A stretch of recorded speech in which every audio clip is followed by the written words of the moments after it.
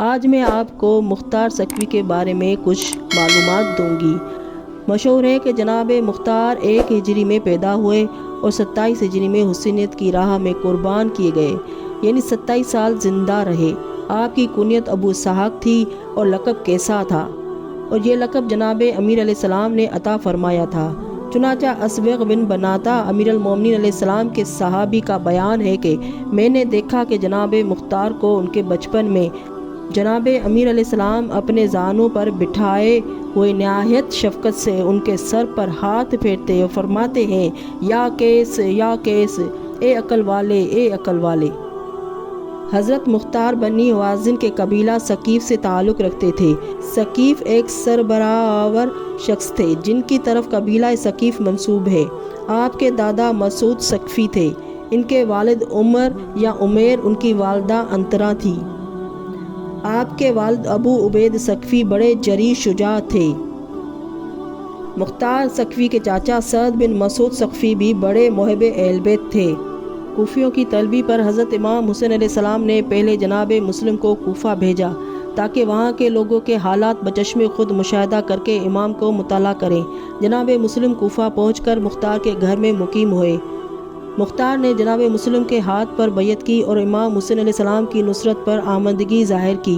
جب یزید کی طرف سے ابن زیاد کوفہ کا حاکم ہو کر آیا تو جناب مسلم ہانی بن عروہ کے مکان میں منتقل ہو گئے۔ اسی اثناء میں مختار کسی ضرورت سے کوفہ سے باہر گئے ہوئے تھے۔ جناب مسلم کی شہادت مختار کی عدم موجودگی میں واقع ہوئی۔ جناب مختار کوفہ آئے تو ابن زیاد نے بجرم دوستی اہل بیت ان کو گرفتار کر کے قید کر دیا۔ ان کی قید ہی کے زمانے میں واقع کربلا اول سے آخر تک گزرا، جس وقت سرائے شہداء اور اہل بیت رسول صلی اللہ علیہ وآلہ وسلم دربار ابن زیاد میں لائے گئے۔ ابن زیاد نے سر امام حسین علیہ السلام تشت طلا میں کر کے زیر تخت رکھوا دیا۔ اہل حرم رسن بستہ دربار کے گوشہ میں کھڑے ہو گئے۔ ابن زیاد کے حکم سے جناب مختار زنجیروں میں جکڑے ہوئے حاضر کیے گئے۔ ابن زیاد نے کہا، اے مختار، تم حسین کا دم بھرتے ہو، لو ان کا سر دیکھ لو۔ جناب مختار کی نظر جوں ہی امام پر پڑی بےتاب ہو گئے اور جوش غضب میں زنجیریں توڑ ڈالیں اور جھپٹ کر ابن زیاد پر حملہ کرنا چاہا، لیکن لوگوں نے پکڑ لیا۔ ابن زیاد نے حکم دیا کہ ان کی زنجیریں اور کس دی جائیں اور ان کو قید خانہ میں ڈال دیا جائے۔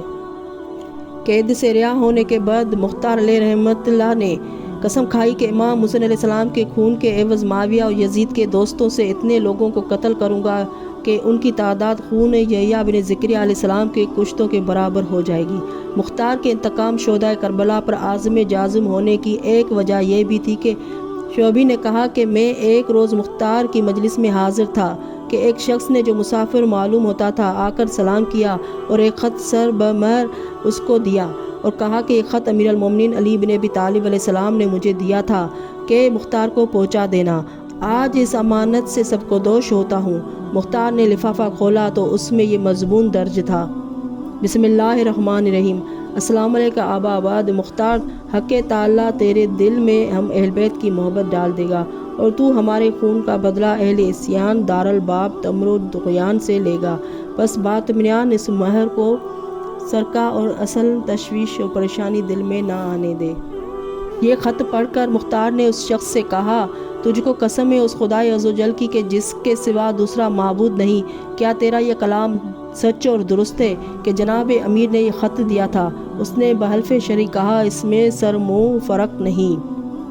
اگر جناب مختار قید سے رہا ہو کر حصول مدعا کی تلاش جستجو میں مشغول تھے کہ ان کو معلوم ہوا کہ ابن زبیر شہادت امام حسین علیہ السلام کی خبر سن کر حصول اقتدار و امارات کی کوشش میں واقعات کربلا کو ممبر پر نہایت جوش کے ساتھ بیان کرتا ہے اور یزید و ابن زیاد کے خلاف لوگوں کو ابھارتا رہتا ہے، جناب مختار اس خیال سے مکہ کی طرف چل کھڑے ہوئے کہ شاید اس کے ساتھ مل کر اپنے مقصد میں کامیاب ہو سکوں۔